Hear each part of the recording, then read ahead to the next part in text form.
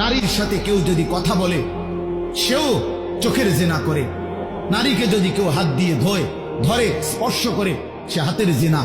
কথা বললে জবানের জিনা, কানে শুনলে তার কথা ভিন নারীর আওয়াজ অথবা তার ভালোবাসার বিশ্রী কথাবার্তা, অবৈধ কথা, তো এটা কানের জিনা। তার সাথে পায়ে হেঁটে এগিয়ে গেলে পায়ের জেনা। অন্তর দিয়ে কল্পনা করলে নারীকে নিয়ে অন্তরের জেনা। আর লজ্জাস্থান দিয়ে জেনা করলে সেটাও জেনা। আল্লাহর কসম নবী বলছে সবটাই জেনা। চোখেরটাও জেনা, হাতেরটাও জেনা, পায়েরটাও জেনা, দিলেরটাও জিনা, মুখেরটাও জিনা, শব্দটাও আবার লজ্জাস্থানেরটাও জিনা।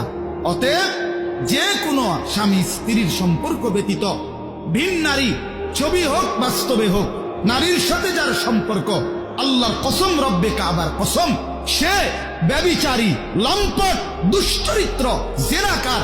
আর আল্লাহ বলছে আমি তোরে ডবল ডবল ইউদাফ অর্থ ডবল রিডবল শাস্তি দেব কিয়ামতের দিন। ওয়ায়াখলুদ ফীহি মুহানা, এবং আল্লাহ বলে তারে বেইজ্জতি কইরা, লাঞ্ছিত কইরা চিরস্থায়ী জাহান্নামে ফেলে দেব।